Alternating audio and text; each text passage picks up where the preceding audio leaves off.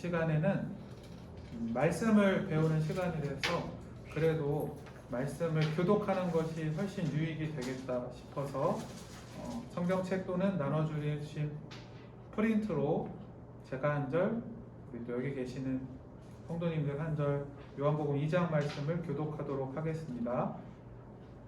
사흘째 되던 날 갈릴리 가나에 홀레가 있어 예수의 어머니도 거기 계시고 포도주가 떨어진지라 예수의 어머니가 예수에게 이르되 저들에게 포도주가 없다 하니 예수께서 이르시되 여자여 너와 무슨 상관이 있나이까 내게 아직 이르지 아니하였나이다. 그의 어머니가 하인들에게 이르되 너희에게 무슨 말씀을 하시든지 그대로 하라 하니라. 거기에 유대인이 정결 여시거나 교생들은 놀라마리 가서시 것이니라. 예수께서 그들에게 이르시되 항아리에 물을 채우라 하신즉 아귀까지 채우니 이제는 떠서 연회장에 갖다 주시니 갖다 주었더니 연회장은 물로 된 포도주를 맛보고도 어디서 났는지 알지 못하되 물떠온 하인들은 알더라.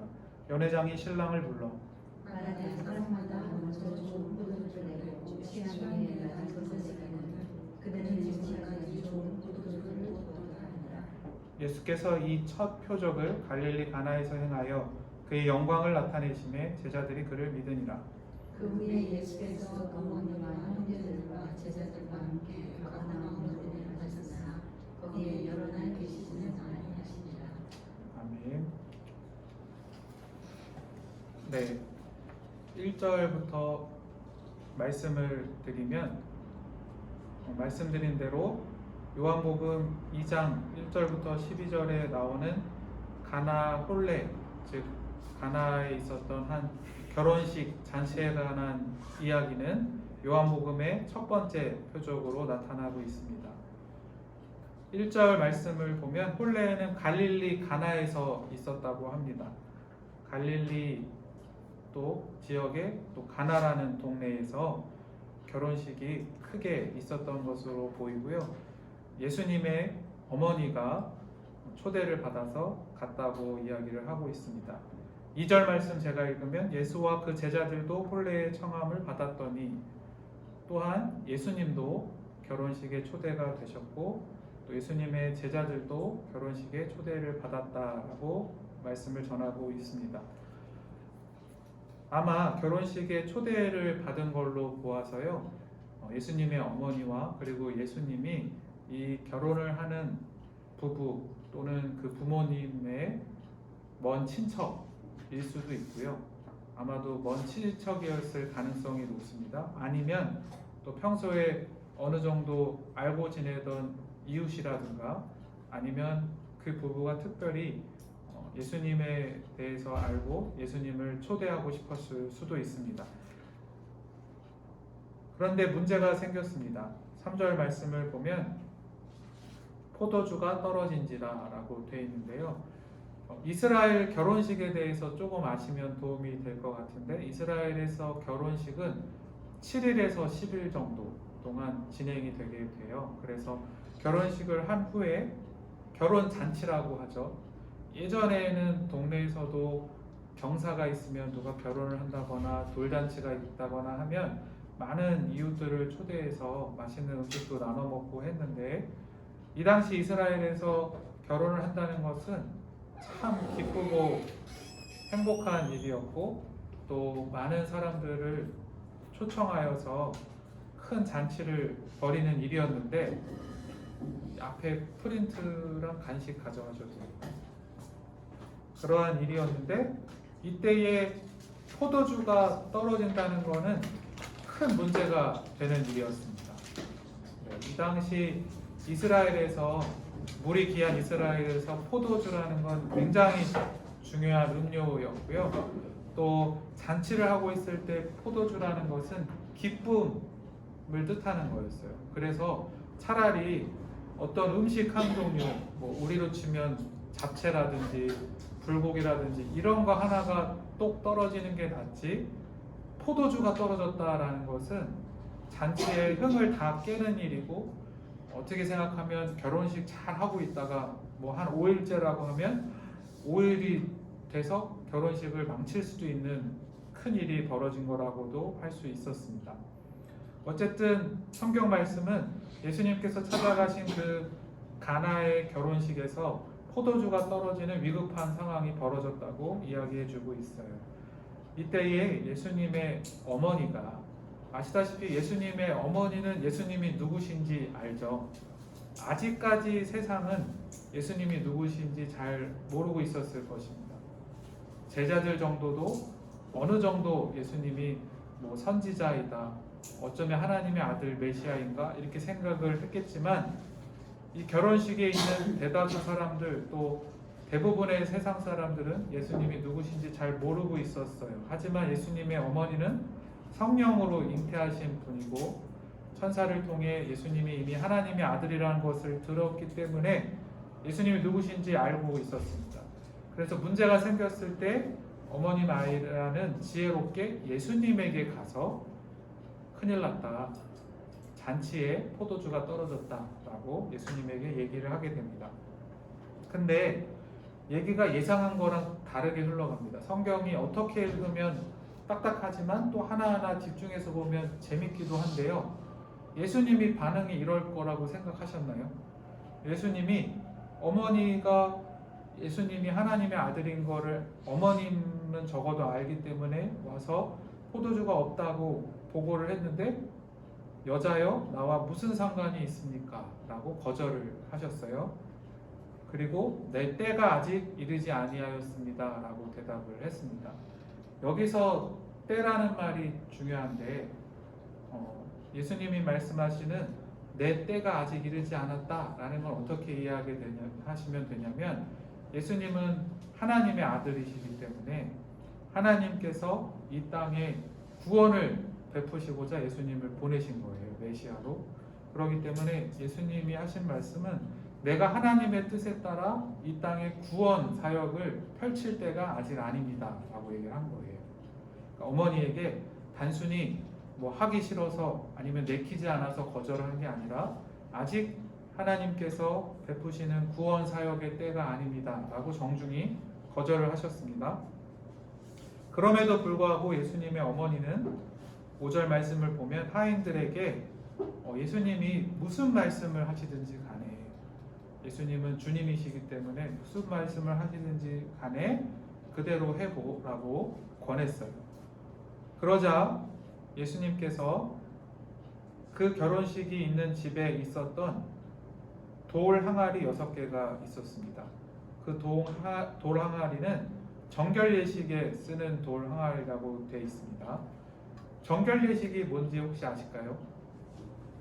정결 예식은 하나님께서 모세에게도 말씀하셔서 율법에 정한 깨끗하게 하는 물을 의미해요. 그러니까 정결 예식에 쓰는 돌 항아리라는 것은 돌로 된 그릇은 부정해지지 않는다라고 이스라엘 사람들이 생각했기 때문에 정결 예식에 쓰는 물을 담아놓는 그릇이라고 생각하시면 되겠습니다. 그래서 그 정결 예식에 쓰는 돌 항아리 6개가 있었고, 두세 통 드는 돌 항아리 이렇게 되어 있는데요. 두세 통이 든다는 것은 혹시 궁금하신가요? 100리터 정도다 크기를 말해주고 있는 거예요. 돌 항아리 하나에 물이 100리터, 굉장히 생각보다 크죠. 100리터 정도의 물이 들어간다. 정확하게는 한 80에서 120리터 정도 물이 들어가는 크기의 항아리 6개가 있었는데, 예수님께서 7절 말씀을 보면 항아리에 물을 채우라 해서 아기까지 가득 찰 수 있을 정도까지 물을 채웠다고 얘기를 하고 있습니다.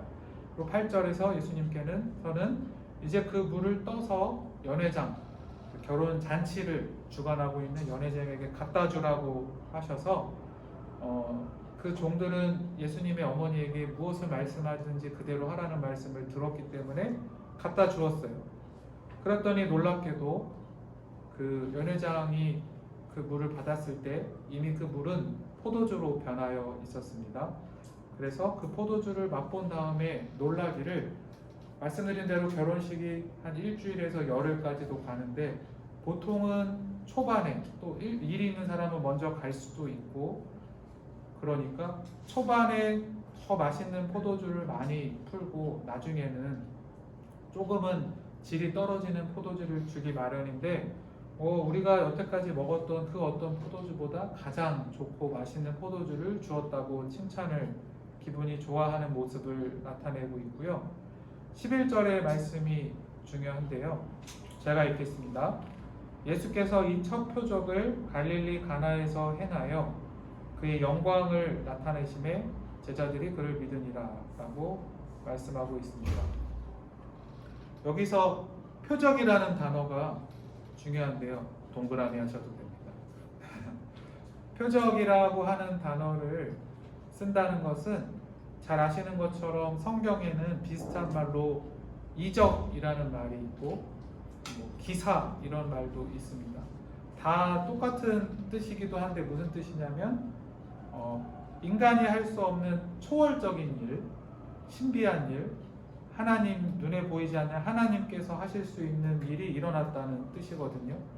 그래서 첫 표적이 있었다라고 말을 하는데 특별히 표적이라는 단어를 성경에서 앞으로 보시면 구약이든 신약이든 간에 특별한 의미를 더 강조하기 위해서 이적 기사가 아닌 표적이라는 단어를 썼다고 생각하시면 되거든요. 표적하면 표시라고 해야 될까요? 영어로는 사인인데 표현하다라고 해야 될까요? 그런 뜻이 있다고 생각을 하면 되고, 즉 놀라운 일이 일어나긴 했지만 그 놀라운 일 자체보다 더 중요한 것은 그 놀라운 일이 표현하고 있는 것, 표시하고 있는 게 뭔지를 중요하게 생각하고 있다는 겁니다. 그래서 이 7가지 표적이 있다고 했는데 표적들은 다 뭔가를 표시하고 있는 거예요. 뭘 표시하고 있을까요? 일단 가장 간단하게 말하면 예수님의 영광이라고 할 수 있습니다. 그 놀라운 일이 일어난 것 자체도 중요하지만 그거는 뭔가를 다 표시하고 있는데 하나님의 영광, 예수님의 영광을 표시하고 있고, 또 무엇보다 말씀드렸듯이 사실은 예수님이 하나님의 아들이시고 그 예수님이 이 세상을 구원할 거다라는 것을 보여주는 표시이다. 그러니까 예를 들어 예수님께서 안진뱅이를 일으키시는 표적, 무리를 걸어가시는 표적이 있을 때 와, 안진뱅이가 일어났다, 와, 무리를 걸어가셨다 라고 하는 놀라운 일도 중요하지만 그 놀라운 일이 일어났을 때는 예수님의 영광이 나타났고 예수님은 이 세상을 구원하러 오신 하나님의 아들이구나 라는 것을 표현하고 있구나, 이 기적이. 그런 것을 나타낼 때 특별히 표적이라는 단어를 씁니다. 그래서 말씀을 잘 보시면 그 뒤에 정확하게 그의 영광을 나타내심에 라는 구절이 있죠. 예수님이 표적을 행하셨을 때 예수님의 영광이 이 땅에 나타났다, 그것을 표현해 주는 기적이다, 이렇게 되어 있고, 제자들은 예수님이 어떤 분인지에 대해서 더욱 깊게 믿게 되었다고 제자들이 그를 믿으니라 이렇게 얘기하고 있습니다. 제가 요한복음 깊게 읽기 예담원 아카데미를 이렇게 소개하는 글을 짧게 쓰면서 말씀드렸듯이 마태마가 누가복음보다 요한복음 한 30년 뒤에 적혀 있는 복음서이고 예수님에 대해서 좀 더 깊게 소개를 하고 있고, 우리가 좀 더 이 세상을 살아갈 때 예수님이 어떤 분인지 알고 더 깊은 단단한 믿음을 갖도록 초청하는 말씀이 요한복음이라고 할 수 있거든요. 그래서 제자들이 이 표적을 보고 예수님을 더 믿게 되었듯이 우리도 늘 말씀을 통해 예수님을 더 깊게 믿게 되는 축복이 있기를 바랍니다. 지금까지 요한복음 2장 1절부터 12절 말씀을 기본적으로 설명을 드렸어요.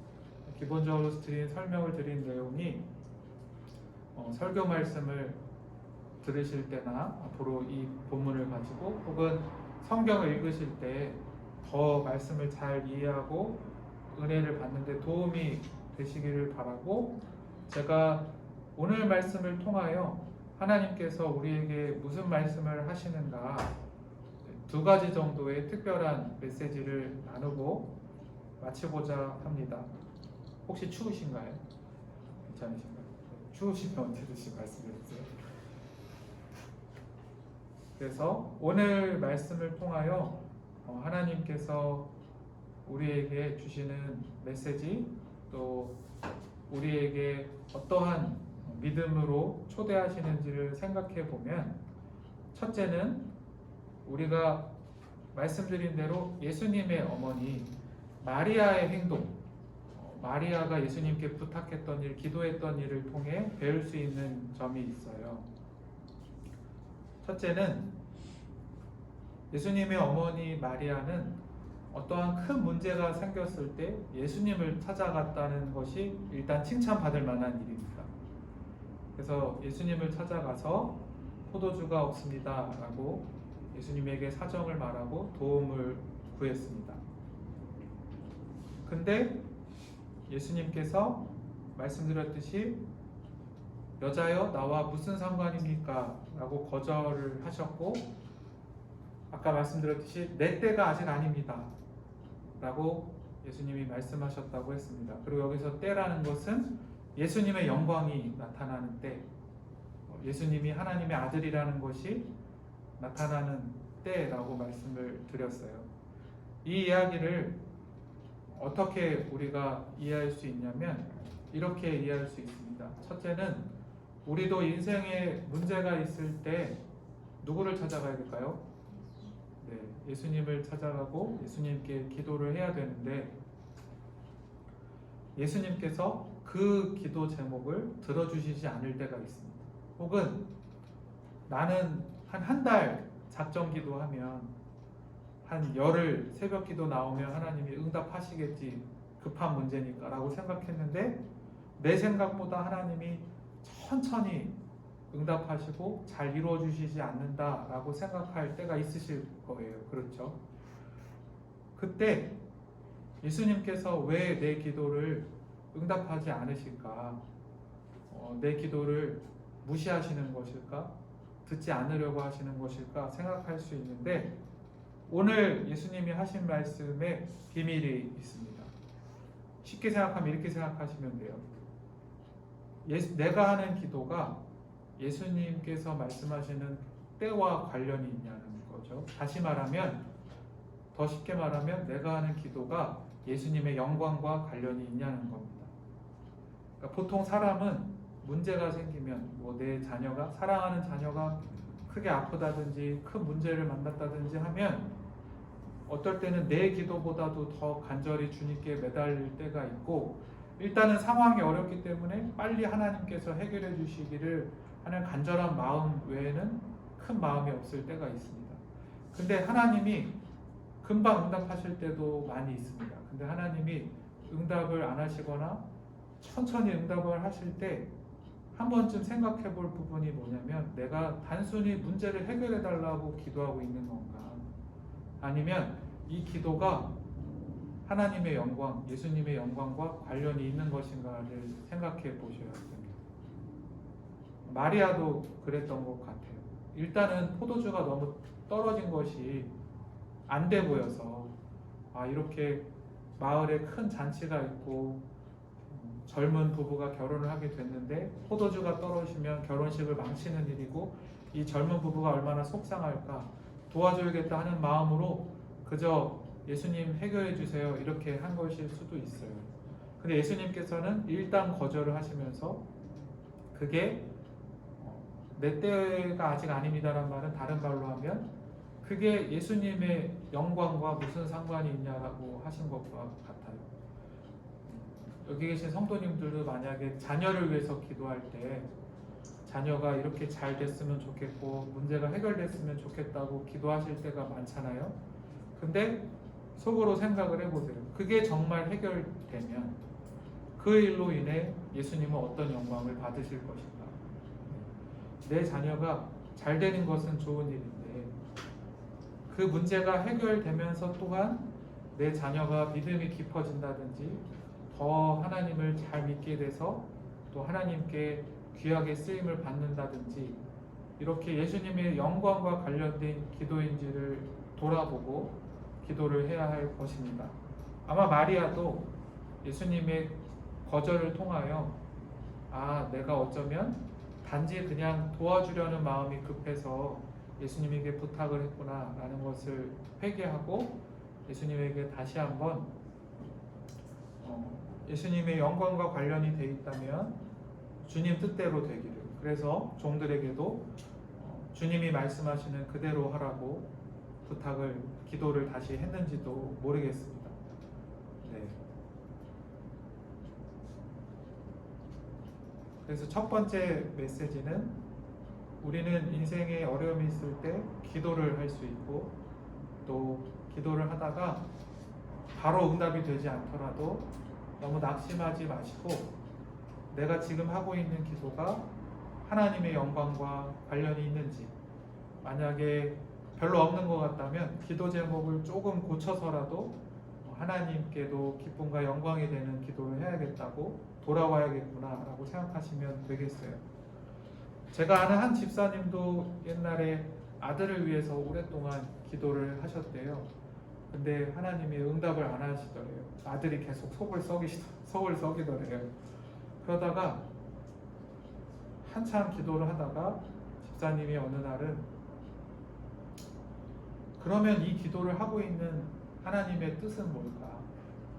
하나님의 영광은 뭘까? 하다가, 내가 하나님이 목숨을 버리시기까지 나를 사랑하셔서 내가 구원받았다고 했는데, 그 첫사랑을 기억하는데 하나님 아버지 마음을 다 알고 있었나를 생각해보고, 내가 내 아들이라고 하지만 막 답답해하고 혼내고 잔소리하기 바쁘지, 내가 주님처럼 나 자신을 다 주기까지, 나를 다 부인하기까지 아들을 위하여 눈물로 기도하고 사랑했었는가라는 것을 깨달으셨다고 해요. 그것이 바로 하나님의 영광입니다. 내 사랑하는 자녀가 아들을 위해서 기도하다가 하나님 아버지의 마음을 배우는 거죠. 그런 식으로 내가 하는 기도가 하나님의 영광과 관련이 있게 되고, 또 내 자녀가 단순히 잘 되는 것이 아니라 또 내 자녀도 하나님을 잘 믿게 되도록 이런 기도를 하셨다고 한 이야기가 기억이 납니다. 두 번째로는, 저는 하필 왜 결혼식일까 생각을 해봤어요. 많고 많은 일들 중에서, 장소 중에서 하필 결혼식일까? 여기 계신 분들이 다 어떻게 생각하실지 모르겠는데, 지금 생각 말고요, 딱 결혼했을 때 당시 생각입니다. 결혼식이라고 하면 인생의 행복을 상징하지 않나요? 내 평생의 인생이 날마다 결혼식처럼 늘 사랑하고 행복하고 많은 사람들이 축복해주고 이랬으면 얼마나 좋을까 하는 것이 아마 결혼식일 거예요. 그래서 그 결혼식에 예수님이 찾아오신 거예요. 우리 성도님들도 그렇게 될 수 없는 걸 알지만 내 인생이 늘 매일매일 결혼식처럼 행복했으면 좋으시지 않을까요? 네. 근데 오늘 말씀에서 하나님께서 우리에게 어떤 말씀을 주시냐면, 우리가 아직 천국 가기 전까지는 인생이 늘 결혼식 같을 수 없다. 결혼식이어도 포도주가 떨어지는 날이 온다. 포도주가 떨어졌다는 것은 기쁨이 멈추고 거의 결혼식이 폐장이라고 할까요? 끝나는 것과 다름이 없고 망치는 것과 다름이 없는 건데, 우리의 인생으로 얘기하면 예를 들어 사고로 인해서 생각하지 못하게 아프게 된다든지, 잘하고 있던 사업이 꺾여서 어려움을 겪는다든지, 이런 식으로 나에게 이러이러한 소망, 꿈이 있었는데 그 소망이 이루어지지 않는다든지, 이런 식으로 내 인생이 날마다 결혼식과 같고 늘 꽃길같이 잘 됐으면 좋겠는데 어려움이 찾아온다는 것을 주님이 얘기하고 있는 것이죠. 그래도 다행인 것은, 한번 같이 따라해 보실까요? 내 인생의 결혼식에 예수님이 함께 계십니다. 그 결혼식에 포도주가 떨어지는 일은 반드시 있습니다. 근데 그 결혼식 안에 주님이 계시다는 것이 우리의 소망입니다.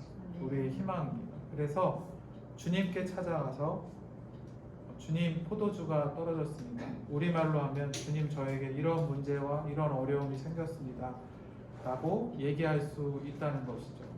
그것이 우리의 소망일 거예요. 아마 이 결혼식을 준비했던 부부가, 그리고 양가 부모님이 많은 이웃들, 친척들을 초대하기 위해서 얼마나 열심히 포도주와 음식을 준비했었을까요?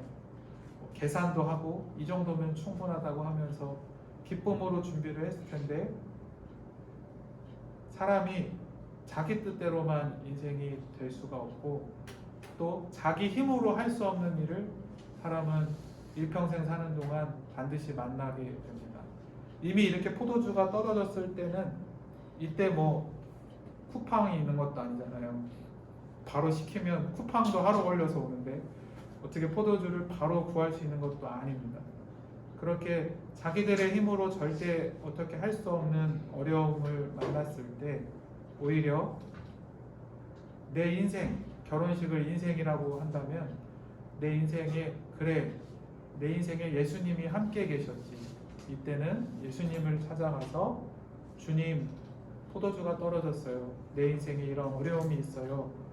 라고 기도할 수 있고 주님께 부탁할 수 있는 축복이 나에게 있구나 라는 위로의 말씀을 우리에게 주시는 거라고 생각이 듭니다. 그래서 오늘 말씀을 통해 말씀드렸듯이 주님께서는 우리가 인생의 어려움을 만났을 때 주님을 찾을 수 있고 또 어려움이 있다는 것이 그렇게 잘못된 것이 아니라 천국 가기 전까지 인간이라면 정도의 차이는 있지만 누구나 겪을 수 있는, 결혼식에 포도주가 떨어지는 일은 누구나 겪을 수 있는 일이라는 것을 얘기해 주고 계시고, 또 우리가 기도할 때에 단순히 마음이 급해서 주님 해결해 주세요 라고 기도할 수도 있지만 마리아가 깨달은 것처럼 내가 이 기도하는 것이 더 예수님을 깊이 믿게 되고 예수님의 영광을 더욱 나타냈으면 좋겠다 라는 성숙한 기도로 나아갈 수 있다는 것을 오늘 말씀을 통해 배웠습니다. 네. 제가 기도하고 마치겠습니다. 사랑이 많으신 주님, 오늘 예담원 아카데미 첫 번째 시간에 이 자리에 보내주신 귀한 성도님들, 또 온라인으로 이 말씀을 듣게 되는 성도님들과 함께 요한복음 2장 결혼식에 찾아오신 예수님의 말씀을 나누었습니다. 하나님, 우리 인생 가운데에도 늘 주님이 함께 계시다는 것을 잊지 않고 포도주가 떨어진 것과 같은 어려움이 있을 때에도 간절히 주님을 붙들고 주님께 부탁하고 주님께 기도할 수 있는 거룩한 심령이 될 수 있도록 우리 모두를 축복하여 주시옵소서. 또한 우리가 하고 있는 기도가 단지 내 욕심이나 단지 빨리 해결되기를 바라는 내 마음에 그치는 것이 아니라 주님의 영광을 나타낼 수 있는 깊은 기도로, 또 나뿐만이 아니라 내 모든 가족들을, 또 나의 사랑하는 친구들, 나의 지인들을 모두 함께 구원받고 예수님을 잘 믿게 할 수 있는 깊은 기도로 나아갈 수 있도록 주님 늘 우리를 인도하여 주시옵소서. 감사하며 예수님의 이름으로 기도합니다. 아멘.